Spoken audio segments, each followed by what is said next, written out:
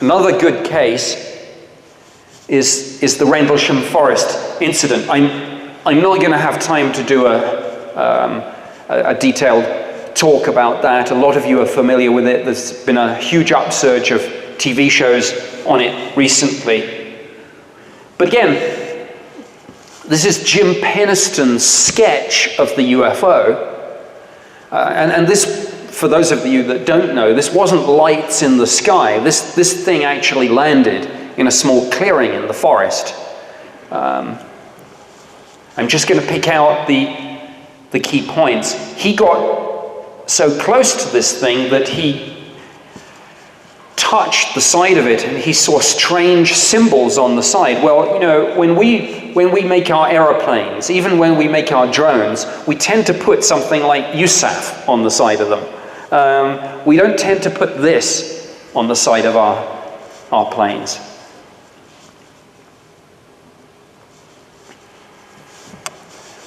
Back to the central theme of this conference today. What does the government really know?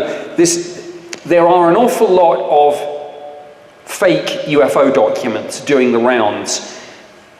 All the extracts that I'm going to show you here are from the government's own files on the government's own website. So there is zero doubt about the provenance. And indeed, although the Rendlesham Forest incident took place before my tour of duty, I had the file in my office.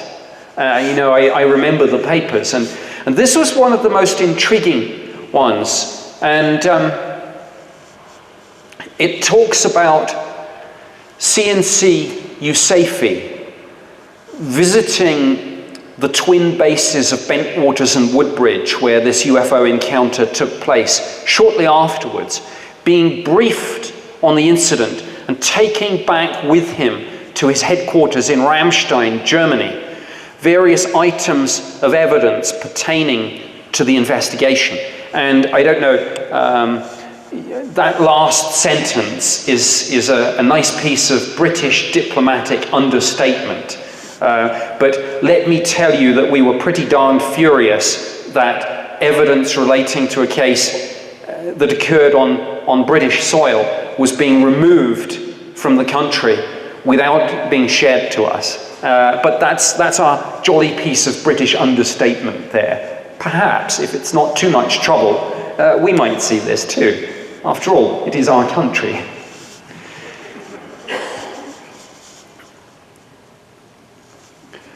One of the great things about the Rendlesham Forest incident and the fact that it was a landing and not just lights in the sky was that afterwards the United States Air Force personnel involved in this went back to the landing site. They found 3 indentations in the frozen ground in the clearing, right where John Burroughs and Jim Penniston said that this UFO had landed.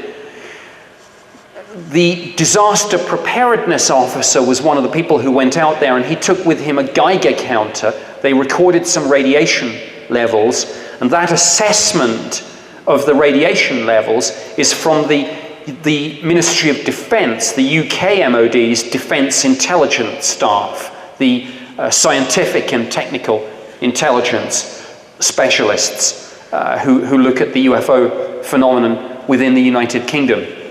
So the fact that this was a landing enabled soil samples to be taken, the radioactivity levels, and by the way, there was not just radioactivity on the ground, but on the sides of the trees facing the clearing. And those trees were also scorched and burnt black, as if there had been a high heat source there. Again, this is all from a declassified and released Ministry of Defence file on the incident. So it's not just something that's out there on the internet. It is in the British government's National Archives. One more point on Rendlesham. Just go back to CNC USAFE visiting to be briefed on this incident. Sometimes with UFO cases, I think we don't see the wood for the trees. CNCU Safety, by the way, at the time was General Gabriel, who died some years ago.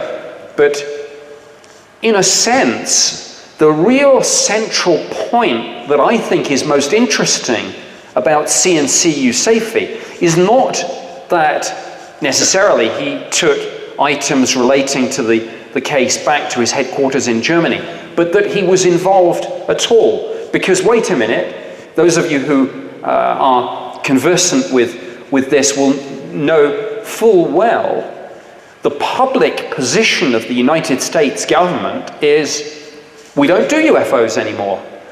We're not interested. We don't investigate. After Project Blue Book was terminated at the end of '69, that was it.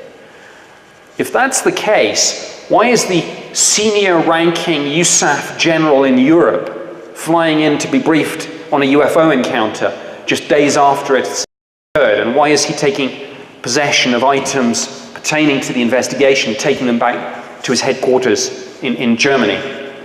So again, that's why I say the answer to the question, what does the government really know about UFOs, is more than they're telling us. But whether the government itself knows the answers, I don't know. The British government doesn't. I can't speak, of course, for the United States.